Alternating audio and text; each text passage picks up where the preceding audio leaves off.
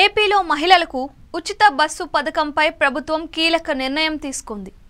ఈ పథకంపై అధ్యయనం కోసం 3 మంత్రులతో కమిటీని ఏర్పాటు చేస్తూ ఉత్తర్వులు జారీ చేశారు. ఈ కమిటీలో 2 మహిళా మంత్రులకు స్థానం కల్పించారు. రవాణా మంత్రి చైర్మన్గా, మహిళా సంక్షేమ శాఖ మంత్రి, హోంమంత్రి సభ్యురాలుగా కమిటీని ఏర్పాటు చేశారు. వీలైనంత త్వరగా ఈ కమిటీ నివేదిక ఇవ్వాలని ఉత్తర్వుల్లో పేర్కొన్నారు. ఆంధ్రప్రదేశ్ ప్రభుత్వం రాష్ట్రంలో మహిళలకు ఉచిత బస్సు ప్రయాణం పథకానికి సంబంధించి ముఖ్యమైన నిర్ణయం తీసుకుంది. ఈ పథకం కోసం మంత్రివర్గ ఉపసంఘంను ఏర్పాటు చేసింది. ఈ మేరకు ప్రభుత్వం ఉత్తర్వులు జారీ చేసింది. 3 మంత్రులతో ఈ సబ్ కమిటీని ఏర్పాటు చేశారు.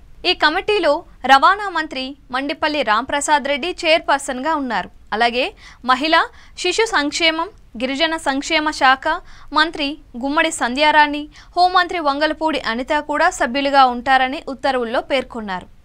కేబినెట్ సబ్ కమిటీ ఉచిత బస్సు ప్రయాణం పథకం అమలు, విధి విధానాలు ఏపీలో ఎలా అమలు చేయాలి, ఇప్పటికే అమలవుతున్న రాష్ట్రాల్లో అధ్యయనం చేయనున్నారు. అలాగే మంత్రుల కమిటీ వీలైనంత త్వరగా తమ నివేదికల్ని, సూచనల్ని ప్రభుత్వానికి సమర్పించాలని ఉత్తర్వుల్లో ప్రస్తావించారు. మరోవైపు మహిళలకు ఉచిత బస్సు ప్రయాణం పథకంపై రవాణా మంత్రి మండిపల్లి రాంప్రసాద్ రెడ్డి కీలక వ్యాఖ్యలు చేశారు.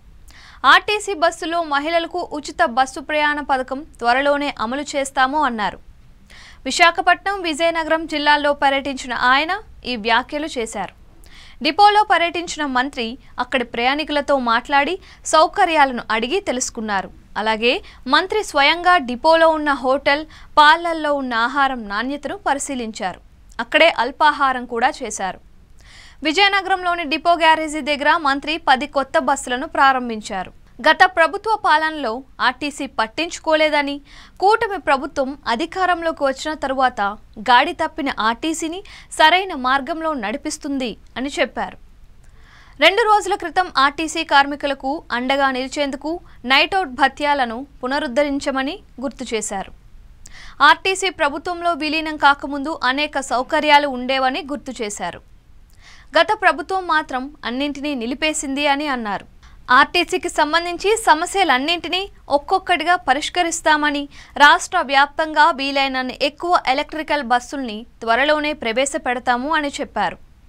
ఏపీ ఎన్నికల సమయంలో కూటమి రాష్ట్రంలో మహిళలకు ఆర్టీసీ బస్సుల్లో ఉచిత బస్సు ప్రయాణం కల్పిస్తామని హామీ ఇచ్చారు. ఈ హామీ మేరకు ప్రభుత్వం కసరత్తు చేసింది. ఈ పథకం అమలవుతున్న రాష్ట్రాల్లో అధ్యయనం కూడా చేశారు. ఆగస్టు 15 నుంచి పథకం ప్రారంభిస్తారని భావించినా సాధ్యపడలేదు. అలాగే సంక్రాంతి నుంచి ప్రారంభిస్తారనే ప్రచారం అయితే జరిగింది. కానీ తాజాగా మంత్రివర్గ ఉపసంఘం ఏర్పాటు చేయడంతో అప్పటికీ సాధ్యం కాదేమో అనే వాదనలు అయితే వినిపిస్తున్నాయి. సంక్రాంతికి మరో 4 వారాల సమయం మాత్రమే ఉండడంతో అప్పటికి మంత్రివర్గ ఉపసంఘం నివేదిక ఇస్తుందా లేదా అన్నది చూడాల్సి ఉంది.